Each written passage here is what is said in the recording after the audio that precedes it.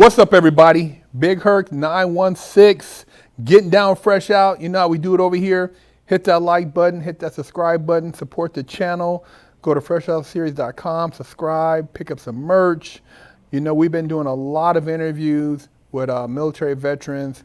You know, I've said it before and I'll say it again. I feel like the veterans who have served should be millionaires. They should get a fat ass check when they come home instead of being left hanging because they put in the work. And I have with me here today a very special guest. I have my man here, Pete, with me. And I'm going to let him tell a story, man, because I'll do it, you know, injustice if I just try to start talking him up. I'm going to let him explain it. But and we're going to get some background on where he's from and how he grew up and how he became a Marine Raider. Pete, can you tell a little bit people about like where you're from and how you grew up? Sure. So I was born in Sacramento, California. What? Yep. My dad was in the Air Force. What part? I couldn't even tell you. I left. Dude, I didn't. Sorry, you guys. I didn't mean to cut. I'm from Sacramento. Yeah, no. I was born on Mather. Me too. What? Yeah. Oh, October 31st, 1984. Yeah. I was born in '73. My mom had me on Mather, and my grandfather was retired from McClellan. Yeah. Oh, that's shit. Cool. I didn't know you're from Sac. That's why we have a little connect, bro. That's probably what it is. Oh, shit. That's crazy. Yeah. I don't like to ask a lot of stuff about people before they come because I like to keep it really spontaneous. Yeah. Okay, shit. I didn't mean to cut you off. You're good, man. You're good. Oh, shit. Yeah, born in Sacramento and then probably there for like 6 months. And then I lived all over the world. So a couple other spots in the States. And then in total, about 7.5 years in England and then a couple years in like the Netherlands. Damn. And then I joined the Marine Corps out of Kansas. So everywhere. Where was probably the most interesting place you lived at? The Netherlands, for sure. I was like a freshman, sophomore in high school, so that's when I was getting into like punk rock, skateboarding, smoking weed, just being a hooligan. Oh shit, Netherlands. What the hell's going on in Netherlands? Cold as shit over there, right? Not too bad. No? Not too bad. A little chilly in the wintertime, not too bad though. Yeah, so. Netherlands, wow. Yeah. So that's kind of cool. I mean, you know, one thing I could say, like, because my stepdad was in the military and we lived on Treasure Island, and being on a military base, it's a different experience. And, you know, the bullies there, everybody's parents, their family's in the military, so ain't no crime. Yeah. You just handle it. Yeah. You know, you guys go work it out. Yep. You know, ain't no telling. Yep. Everybody gets along, and it's like a cool. Did you live on a lot of military bases? We would, like sometimes. So okay. The first time we lived in England, like we'd live on the base for a year, and then we'd move out in town. Okay. So like I'd go to like a regular British school, and like I still have like, or my mom has like my little school books where it says like mum, the loo, the Q, all the British like slang. Oh shit. So it was a trip going from like England to Alabama, like complete culture shock, like almost a different language. Did you have an accent? Probably, maybe like a little one, maybe, but yeah, it was a trip. Definitely. Did you have to deal with any bullying or anything growing up? Not too much. No, I could hold my own. And I've just generally been able to get along with everybody, you know. Because I know when I lived on base, there were some older kids, and I was always quick in football, and they couldn't catch me. They'll get mad. They're like, "I'm gonna beat your ass when I catch you." Yeah. I'm like, like you know, because they like, you know, it was always like some older kids. I always hung around older kids, and I was a little dude, like a younger kid. But base, there's always some kid who thought he was a shit. Sure. Yeah. Yeah. So you joined them. So what made you want to go into the military afterwards? Sure. So that's like all I knew growing up. And then I did not do well in high school. Like I barely graduated high school. So my junior year, my mom was like, either find a trade or enlist, because that's your only options. So I enlisted the summer of my junior to senior year. So that would have been 2002. So we're talking like a few months after 9/11. And at the time, you know, you watch and you're like, I got to do my part. Because I grew up, you know, watching like old World War II movies, like obsessed with that stuff as a kid, where it's like, you know, guys that were 14, 17, 16 would lie about their age to go fight for their country. And at the time I was like, this is it. This is my World War II. This is my chance. This is going to be my big effort. And so then I joined the Marine Corps, and then a lot has obviously changed since then. Yeah. But yeah, that's it. Well, out of all the branches, why the Marines? So I almost joined the Air Force, and I got pretty far into it with a recruiter, and then with my dad. He was a fighter pilot in the Air Force. He was a colonel. Oh, wow. And I didn't ever want to get somewhere in the Air Force where they're like, you're only here because you're old man. You know, I had this like weird like authority complex. And so I remember the Air Force recruiter called. He's like, hey, dude, I thought you were in. Like, I can't believe you left. I'm like, I'm good. Don't call me anymore. Hang up the phone. Hand still on the house phone. Hello? Hey, this is Sergeant Jones, Marine Corps. You ever think about joining? And I'm like, yes. Dude showed up to my house like 2 hours later, full dress blues. and like signed the papers like right there. Oh shit, that quick. That quick. I was like, I know I'm joining the military. Like it could have been the Army, it could have been anybody, but just happened to be like Marines. You want to do it? I'm like, sure. And you know, when you joined, I mean, what was your direction? Were you like, you know, man, I'm gonna go in here. I'm just gonna do some kick-ass shit, or I'm gonna get in here and I'm gonna like maybe specialize in this. I mean, what was your mind state? Sure. So when I first joined, I was like, I'm gonna do 4 years. I'm gonna kind of grow up, make a couple bucks, and then initially I was trying to be, it's called the satellite radio operator. So I'm like, oh, that'll be a cool job. I can get a job like once I leave the Marine Corps. And then as soon as I got in to the Marine Corps and went through a couple of schools, I'm like, oh, this is not what I thought it was going to be. Like I thought every guy was going to be jacked and bulletproof, kind of John Rambo, and it was not the case. And so just through happenstance, when I graduated one of the courses, they're like, hey, we have orders to this thing called recon. Who wants to go to recon? Well, what's recon? Well, they jump out of planes and they fight people and they scuba dive and they're really tough. And I'm like, that sounds cool. And so I just worked my way through that and then eventually got in there. So. Was the training and stuff that you went through, like mentally, was it what you expected? You know, as far as, you know, the physical challenges or, you know, the mental? Because I tell a lot of people, you know, a lot of people think, oh man, you know, physical, blah, blah, blah. But I said, dude, more than anything, it's your mind not giving up on you, you know, because your body sometimes be it, but you got to have the mental capacity. Definitely. Yeah. By the time I got to like some of like the recon training and like early training in my career, like the first course I went to, we had probably 80 guys show up and I think like 32, 33 of us graduated. Oh, wow. And you'd see guys that were just jacked. They were faster, they were stronger, but just inside they just could not do it. You know, and I was always just really comfortable just being like, well, I guess this isn't too bad.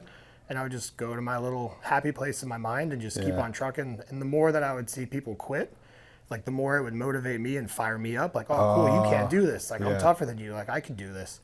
And so once I got into that career field and then through that course, I was like, oh, I like being here. Like, everyone's a professional. Everybody wants to go fight. Everybody's on the same page. And so I definitely enjoyed like that aspect of it. But to your point, so much of it is mental. You know, when you've been awake for 4 days straight and you know it's not going to end. You haven't eaten, you're really hot or you're really cold. You're super uncomfortable, you're fighting all day long. And just that's where that mental toughness comes in, big time. And what was the leadership like? Because I know, like when I see like OG dudes like that who are actually training, it's like, they're like, those guys are like the last generation of like no nonsense dudes who like really non-weenie boys, non-pussy boys. They're like no joke. The guys who like are training, I don't know about now, but I know that cutoff is like, those guys weren't no joke. Big time. When I first came in, that's exactly how it was. You just shut your mouth, you did your job, your actions spoke louder than words, and just shut up and do your job. That's it. That's all it was. What was it like on like the first time you guys had to actually go and, you know, and put in work on a mission? I mean, or, you know, or do something, you know, off base, like that experience. What was that like? Were you nervous? Was there a lot of anxiety? I mean, what was the feeling like? Definitely. Yeah. You're nervous, you're scared, you're anxious. You know, before we went out, so my first deployment was to Fallujah, Iraq in 2005. And so before we like leave the friendly base, you know, we're in these trucks that have no armor. So we have flak jackets from like Vietnam that we're cutting like the yellow Kevlar out to like line the where your feet would go. And as you're doing it, you're like, this isn't going to stop a damn thing. Like, shit. But all the money, that's what they had out there? Yeah. Yep. At that time. Yep. And so you're definitely anxious because the IED threat, the improvised explosive device, just booby trap bombs, that threat was becoming much, much more prevalent and much more aggressive. And so you're really nervous about that. And then it's just always like, it's like before a big football game. Like, dude, if they throw me that ball, like, am I going to catch it when it counts? Like, whew. And then, yeah, that was it. I definitely nervous. And then like anything, the more you do it, just the more like comfortable you get. Yeah. So being in Iraq at that time and dealing with like all the stuff that you heard, like you guys are there for, was there a moment in which you realized, like, you know, dealing with like your adversary, that the adversary wasn't the boogeyman they made him out to be, or was it, was it the boogeyman that America was painting a picture with the media? Yeah, it was definitely that way. Like we call it a raid. So just think like SWAT team, you kick down the door, you blow open the door, hey, a super bad guy lives here. He's done all these horrible things, and you show up and it's like the guy's done nothing wrong, has no weapons, has no money, has no intelligence. Oh, we were wrong. The same way that cops mess up here. We dealt with that, countless times. And then I remember being like on the big camps where you'd see like, oh, KBR fixes our trucks, KBR does our laundry, KBR feeds us, KBR does the fuel. Like but you kind of put it together. You see all these places walking around base and you're like, something's kind of off, right? Because like I remember going over there and being like red, white, and blue, Toby Keith songs like America, yeah. And then you get over there and you're like, what are we doing, dude? Like these people don't want us here. They just want to go back to normal life, and that's before us. And then at that same time, you see it and you're like, Iraq had nothing to do with 9/11. Like I wanted to go after those guys that kind of did the 9/11 thing. Like, why are we here? Yeah. Okay. And then that's when I started to question things, and that was like really early in my career. Well, it's like I was in prison when that happened in 9/11, and then so it was like, oh shit, what's going on, and this and that. I'm like, man, I'm stuck up in here. I hope they don't gas us up in here. And then I'm you start researching, and then you're thinking like, okay, well, damn, what prior to that, everybody was, Saddam was trained by, I think, the CIA over here or something. And then they sent him over here, did a coup. And then, they said he got out of control. But then, you start researching like, well, damn, he started making money in oil with euros.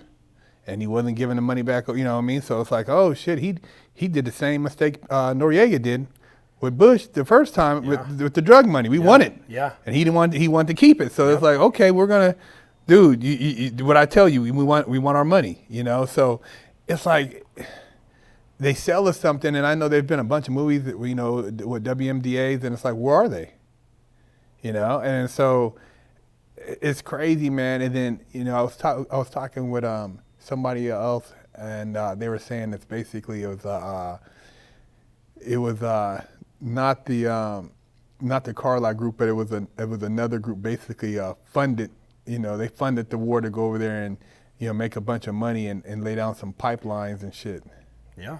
Yeah. Everything's by design. Like, hey, look over here. We're doing this for America, for democracy, for freedom.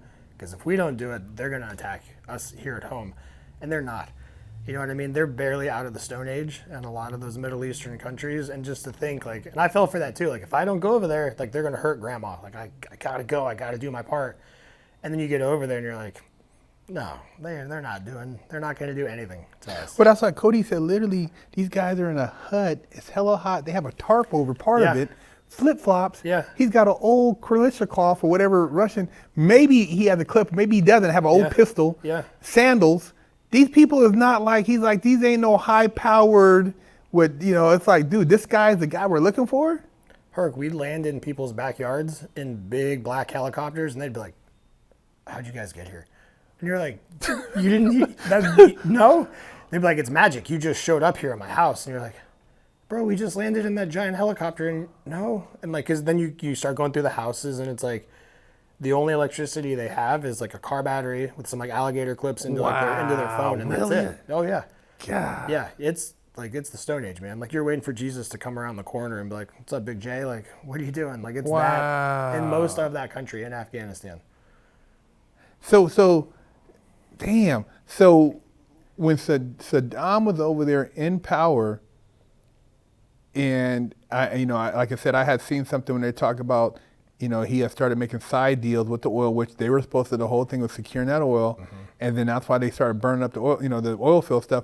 I mean, what really were they over there? What was the play to get him out of there, to put another puppeteer in place and make them do what they wanted him to do? I mean, what was the real play for America, and why did they pick that country instead of, somebody else to blame it on some other Middle Eastern country? So I think by that point, so we invaded, it was like spring of 2003 into Iraq. By that point, Afghanistan was rendered like safe. Like we had beaten the Taliban, we toppled the whole thing. Like, hey, we're good. Mission accomplished in Afghanistan. Remember George Bush was on that boat. Mission accomplished. We did it. the whole thing. And then I think they just needed to find another boogeyman in that region for us to just keep going. And then it's like, well, hey, we have issues with the oil. They're trying to get away from the U.S. petrodollar. They're trying to do all these things we don't like. So if we go in there and we can put in who we want, then let's go. And that to me has been our biggest export, has been war for the last like 50 years. Like, what else are we really putting out there? So it seems like and within that last 50 years, everything outside of like now, these precious metals for so-called green energy has been predominantly oil and natural gas. Omar Gaddafi, when he's trying to like shift, hey, we got this oil, we can become independent, develop the country. And it's like you said, for the most part, they want to keep those places back in the Stone Ages, you know? And it's like not working together, keeping it over there like without any stability allows more control, whether it be the Middle East or like, parts of Africa. Yeah, 100%. I mean, because a buddy and I were talking about this the other day, like how many like mass genocides have occurred in Africa, and we won't go intervene. We'll do nothing. We don't really care. We kind of turn a blind eye to it because there's not really like what's the American or global interest thereafter, right? And so it makes you kind of wonder of like, we're going to go over here and try and do democracy and save the people that can't defend themselves, but it'll happen somewhere else, and we just turn a blind eye to it and don't even look at it. Well, look at Haiti. Yeah. Dude, Haiti, right there by Dominican Republic. They closed the border off. Yeah. You can't come over here, Haitians. They got gangs, literally, and all that destabilization came. Remember when they killed the last president who wasn't given the vaccine? Yeah. Oh, Remember? Yeah. They said he said we're curing our people. Dude, as soon as he said that, within probably 2 to 3 weeks, an 8-man team, they killed 6 dudes, caught 3 other ones. Remember they had them? Yeah. And they said, we're over here from the American government. They were like Cuban dudes, some other dudes, like special.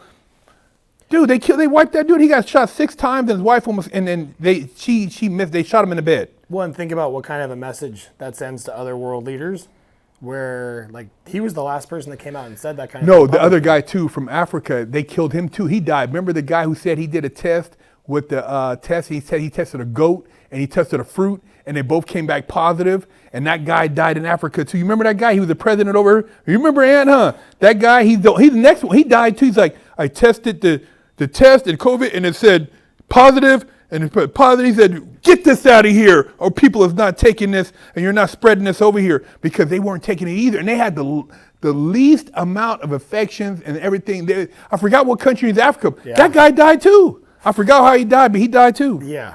Oh, man. This shit is crazy. I mean, it's grimy. Dude, the thing about like, and me and Brian were talking about it, like literally, and Roseanne said that when they shut this shit down, it messes up everybody's routine, and people start really looking at some shit.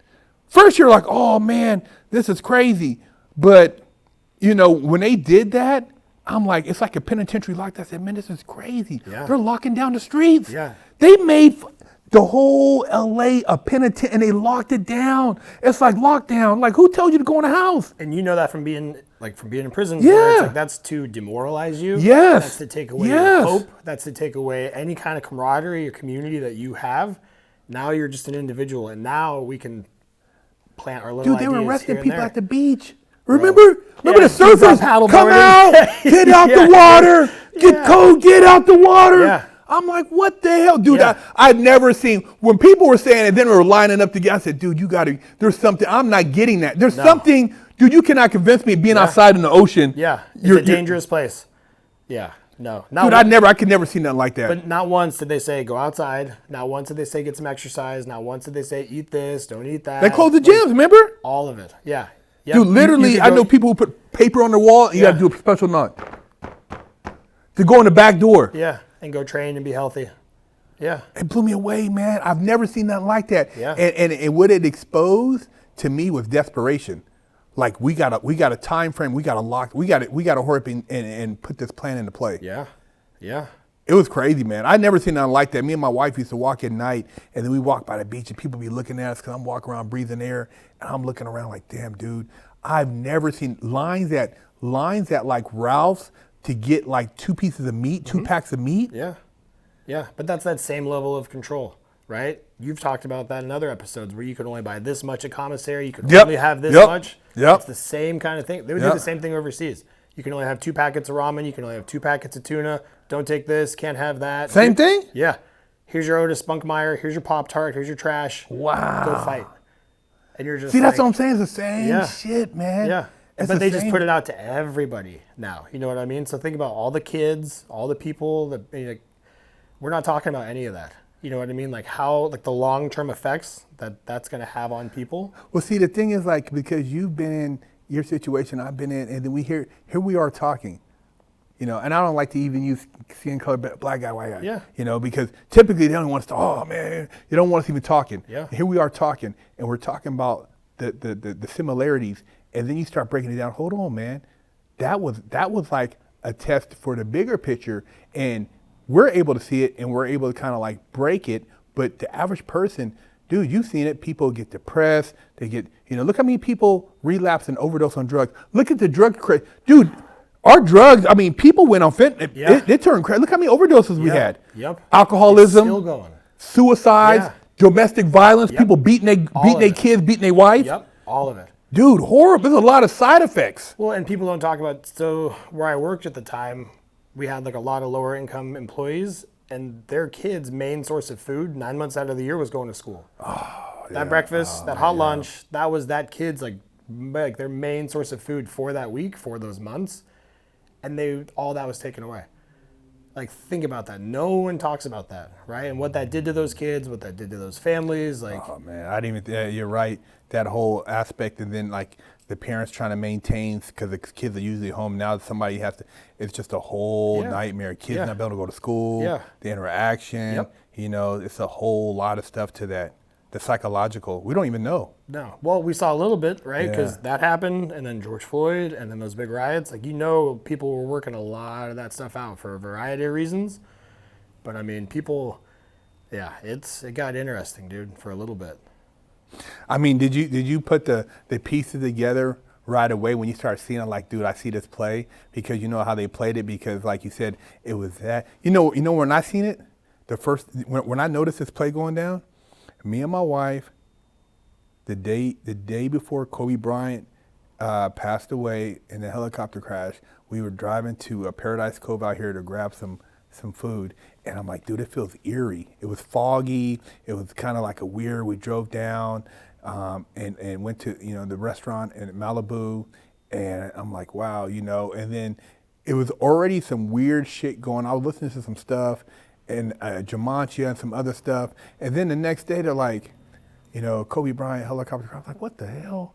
Dude, it's crazy. I'm like, this doesn't make sense. Why would they fly the helicopter? Yeah. This and that. And then, but the day before that, LeBron broke the NBA scoring record, and then Kobe died. And then it was almost like worldwide, like Superman had died. Yeah.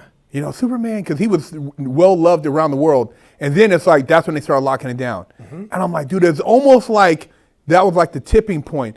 Not to be conspiratorial, but I'm like, dude, I just seen it. It just felt weird.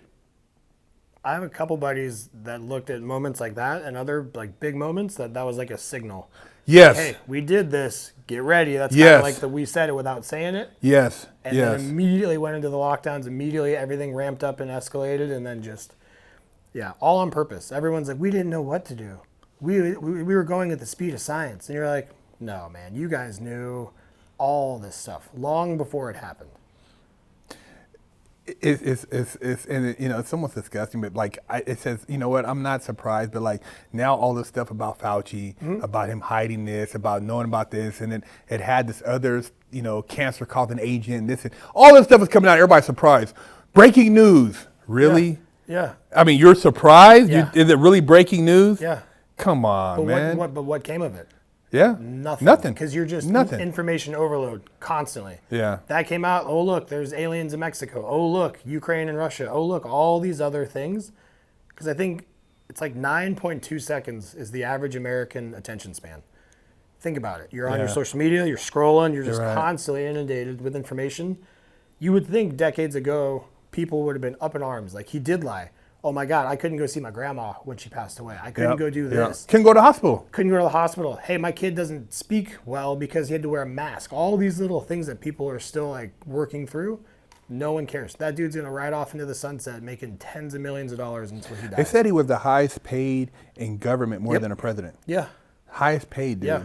Yep. You know, and this is the same guy who was involved in that whistleblower lady. They threatened her life. Remember, who exposed them about AIDS and how he was basically behind that whole shit. Yeah. Oh, yeah. Yeah. How they used to test it on low-income kids in New York and these other San major Francisco. cities. Yeah. Yeah. And like basically torture these kids until they died experimenting. Yeah. Yeah, it's crazy shit, man. You know, I want to get into some other stuff too, and kind of break down like some of this stuff, because like, you know, with the Kobe thing, and then the George Floyd thing, and then the mass, and then the decriminalization, and then now the crime. Yeah. It's just like a compound thing, and a lot of people don't get it, but I just see how it all are trigger points. And one thing, you know, when you look at the big, like, you know, now they got, I know a lot of people don't like it, but they got all these holidays behind this individual. But I'm looking at like all this stuff, right? And you're talking about, you know, the drug use, somebody's high on drugs, okay, passed away, messed up situation. But then what all that triggered, all the racial stuff, that was the first thing they were hoping to really destabilize America and destroy us. But a lot of people didn't, you know, kind of backed up, and BLM, you know, which as far as you know, they eventually got exposed, but they were doing all this stuff and got everybody all riled up. And then you had Antifa and then all this other stuff. And I'm just looking like, dude, do you guys not see this playbook? I mean, obviously you haven't studied anything about like socialism or communism dealing with the Bolsheviks or even what Hitler did, you know, and the psychology behind pushing agendas and hatred. I mean, it's a typical playbook move, but if you study history, which they don't really teach in school, obviously, anymore, because nobody knows about it, you know? Yeah. I forget the study, whatever government agency did it, but it was like if you inundate people with extreme fear for a period of like 3 to 6 months, you can reframe how they see things. And so if you think about it, like when COVID first happened, they're showing like footage from China, people falling down, people dying in the streets. Like, oh my God, they're welding the doors shut. Like, is that serious? Like, we're all gonna die. And then immediately people are afraid, right? And then you're at the grocery store and like instead of like waving at somebody and then waving back, like I'm not wearing a mask, and you know you're immediately just like you're now like a second-class citizen. And like the news, how they would talk about people that are not vaccinated. You know, like the anti-vaxxers, you're the reason this is still here. You're the reason this won't go away. You're the problem. We should put them in camps. And people were like, yeah. I know. And that's how they did. And that's how they put, exactly. Yeah. Oh, we got to, and that's how they did it back in the day. Yeah. Get these people are to blame for your financial situations. Yep. The economy, put them in, you're right, get them out of here. Yeah. And then when they got them people, you're next. Oh, but I was with you guys getting them. Yeah. What about, but there's no, now you're the target. Yep. And that's how they do you. They use you to eliminate those who they feel are whoever the problems are, and then they're eventually coming for you too. Yeah. They're eventually, you know, it's crazy like how you said that whole thing, because I remember a guy was, he said, dude, those refrigerator trucks, those are bullshit. They're not refrigerator trucks like that with those bodies like this openly stacked like that. They don't never do. But remember they were showing refrigerator trucks, and then they were showing lines of people trying to get the hospital, and you go by there, and there was an Instagram that was debunking that, and they took it down. I saw that. And I'm like, dude, this shit is crazy. Yeah, why are these people doing this? Yeah, dude's walking through the emergency rooms with a phone, filming everything, and it's almost empty. Is it? Nobody there. Like, nobody there. And don't get me wrong. It happened. It did. Yeah. Cool, whatever. All the stuff you got to say, but there was a lot of exaggeration. A lot of exaggeration. Yeah. And a lot of hyper fear. Yep. And you're right about the fear, man. When they scare people enough to like, man, just give me anything, and then after the fact, well, it wasn't really as bad as they say. And you start looking at the numbers, and it's like, dude, they went from, we had, like I said, 0 flu. 0 this, not to say it wasn't a little bit worse than that, but like, I got asthma and stuff like that, and I've been sick, but it wasn't like, dude, it's not like people were just on the street just hacking over. I went down and seen some of the homeless, and dude, they were thriving. They had shit on them. Yeah. They were running around, ain't showering. They were strong as shit. They were down there. They were strong. Yeah. I ain't seen no homeless people die. They were down there shooting dope. Yeah, we got the streets now. We're taking over. Man, they took over. Yeah. The streets became their whole playground. They took wild. over. It was wild, man. Remember, the homeless population just grew, bro. Yep. Tents. I mean, they got strong, and they were, like I said, doing more dope. Literally, I'm like, this shit is crazy. Yeah. It's crazy, but man. Then same thing. You look at like other small communities, like the Amish community. Like they didn't have some crazy death toll from it. No. Oh, somehow they survived, right? A lot of the poorer third world countries, same thing, right? Well, look at that. Like you said, like they were talking about, like, oh, Africa. Hey, dude, we have nothing. We get sun. Mm-hmm. We're out here running around, and dude, people are like, why are their numbers so low? Was it Finland or Sweden? Low. They kept going. Yep. Didn't do nothing. Low numbers, and like people. Literally, that was like one of the first divides. Remember when they did that? That was like one of the big divides that vax, unvax. Mm-hmm. Literally, you had a mask on. Oh, you're on that side. Yeah. Oh, I'm on this side. Yeah. That was the first divide. The second divide was if you said MAGA. Yeah. That was another big one. I said, damn. I said, man, because I even got, make America.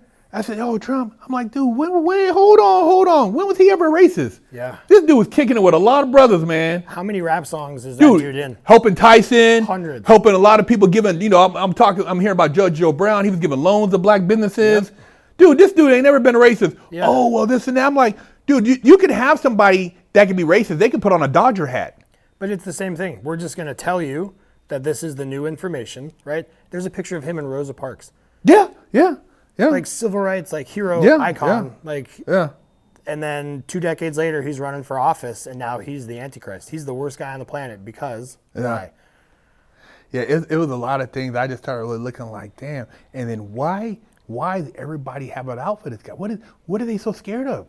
It's like, dude, what are they? You can't control. He's not playing. But what's going on for real? Yeah. He's a crook. He's this and that. But all you guys say, well, what about you? Why are you guys all panicked? What's going on? I mean, because there's been so much shit going on. I think, like, I believe when I say stand by America, I stand by like people like you, people like my partner. I'm like American, like people who love the values, the concept behind what this country is based on. You can come from nothing, become something. The principles, freedom of speech.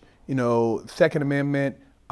Just a lot of the basic principles, I believe strongly in those, regardless of black, whatever, it doesn't matter. I believe that America was one of the greatest places for experiments, and people can say otherwise, but I don't see nobody moving. I see a lot of people talking a lot of shit. Yeah. You're not going to Egypt. No. You're not going to Saudi Arabia. Nope. You're not taking your ass down to Venezuela or any of them other places. So if you're talking all that shit and it's a supremacy thing, get the hell out. Yeah. Why aren't you leaving it? Yeah. You're not going nowhere because the shit you're doing over here, if you did over there, you wouldn't last a fucking week. No.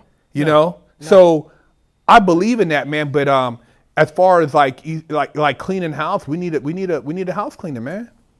Political wise, it's like the corruption is just so crazy, man. And now it's like, they literally, we could do it. So what? Yeah.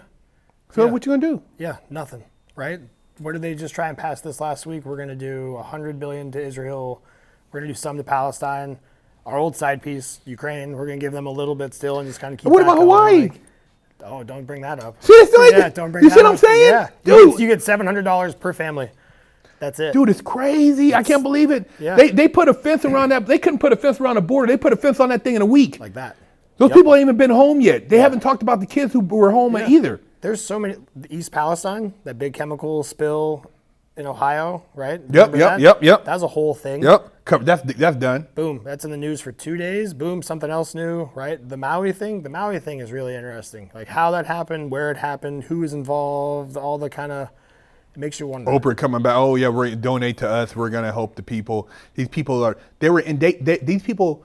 They can't buy that property. No. They're indigenous. That was passed down from family to family. Yeah. And now you're talking about you can't go back there. That's it. Yeah. We're going to lock it down. And they're never going to talk about it on the news. Crazy. I can't believe it. Again. And now what's even crazier, Pete, the chief of police is the same chief of police who was in Vegas for the MGM shooting. Yeah.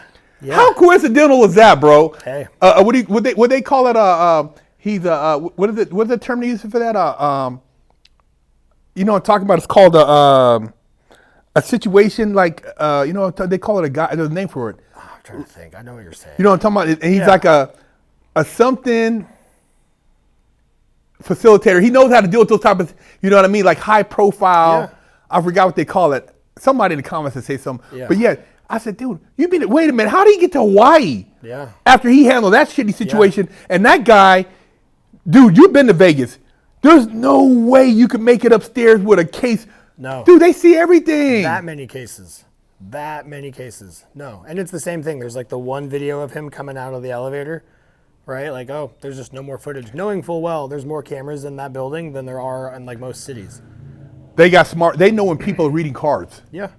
You win a couple of hands, they're watching your table, and you mean to tell me this guy, old dude, he was able to set all this up and then move back and forth, and he's a better sniper than half the military. Yeah. Yeah. No, I forget the round count, but yeah, it was significant. But then back to that chief of police, like, he's just trying to go to Maui and retire and go off into the sunset, like, poor guy. Like, no. Dude, I can't That's believe weird. that. That's what really threw me off. And then the water was off. Yeah. And then the sound system, the alarm system that they do. And, you know, I was talking to a guy from Hawaii. He says, dude, we were in Hawaii. He says, I was in Hawaii when they did the warning. Remember when they thought there was like a missile warning or something? Yeah, it was like a nuclear weapon test. Nuclear weapon. Yeah, he said they did the thing so they can tailor that. It's not that people would have ran toward the fire because it's only for fires or tsunamis. He said we can put whatever we want on there. Mm-hmm. So for them to say that they didn't use that technology that they spent all this money on for warnings, it's some bullshit. Well, and to think like how large of a disaster that was, like what was it, like over 1,000 people are dead? Yeah. Or unaccounted for? Unaccounted for. No They clue. still never said the exact number. It said it was a couple like 100 something. And they probably won't, right? And there's a whole nother side, like from the island where they're like, all the kids were home from school. Yeah. So is it a bunch of kids? Like, but no one's talking about it. Nobody's talking about it. We haven't heard nothing. No, and we won't. That's the other thing. It's going to be all Israel, all Hamas, Palestine, all the other, like, look over here. That might kind of die down. They'll sprinkle in some alien stuff over here. Like, we're not going to hear about it. That alien thing, it looks like a baked pound cake. Bro, that is the most, just the Do you imagine from Mexico now, how they get to Mexico to do that? Yeah. Dude, when I see now, I'm like, come on. Yeah. Really? Yeah. Mexico now is going to bring out a baked pound cake alien. Yeah. Looking like a little fake ET. The worst. Like like he's going to be the guy now, oh, here we're going to expose. Dude, this is, I couldn't believe, I'm like, we're living in a real simulation. But it shows, like, that didn't even, like, take off. No. Like, people don't even care. Like, when they tried the whole UFO, we're doing congressional UFO hearings or UAP, whatever they call them now, no one cares, right? And that to me is the craziest thing. Like, I think people are actually a lot more, not what they say woke, but non-woke, but woke than they think they are. Yeah. Because a lot of people like that talk are like, dude, it's bullshit. well, that's why these kinds of conversations are so important. Yeah. That's why people tuning in and listening, regardless of background, whatever you're into, like, just the sharing of ideas and experience, that's what I think they, like the establishment, are afraid of. That's why there has to be the racial divide and the monetary divide and all these. We're all different. Like, we're not, right? We want to have a safe neighborhood. We want our family to prosper. We want to do better, and that's it. And we want to be safe. That's right. That's it, right? Like, those are kind of the core things, but you can't do that when you're like, oh, well, there's like that dude's different than me, and like he's probably gonna get me or whatever. Like, it's nonsense. Well, the fear is if we do want the same things and we have the same values, we might actually work together and then realize that those people work for us. Yeah. We don't work for them.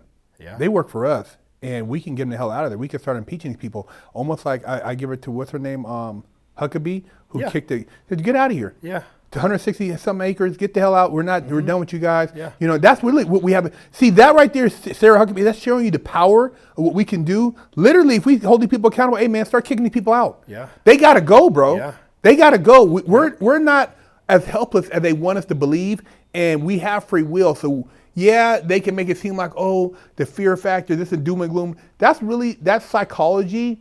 It's just like in prison, which you've seen it over in the military, how they make it seem like, oh, we'll come through here, tear this motherfucker up, blah, blah, blah, the warden, everybody. Do it. I ain't got nothing to lose, bro. Fuck, you strip me, I'm naked, boxer, you can kick me my ass, do whatever, I'm handcuffed, whatever. Mm-hmm. You know, once they realize there's nothing else you can do, it's like, what do you have to lose? And that's the thing about a lot of people is that they're so scary that they don't even want to use common sense to even see the situation. Yeah. Well, I think we're getting closer, right? I think so. Inflation, money, everything else that's going on. Like we got to be getting close to a tipping point. I think so. I mean, outside of like everything else we've seen, even like with what's going on in West Africa with them kicking out the French, like getting tired of it now, finally saying, Burkina Faso's like, dude, we're done with you guys too. Get out, find your natural gas somewhere else, find your uranium somewhere else.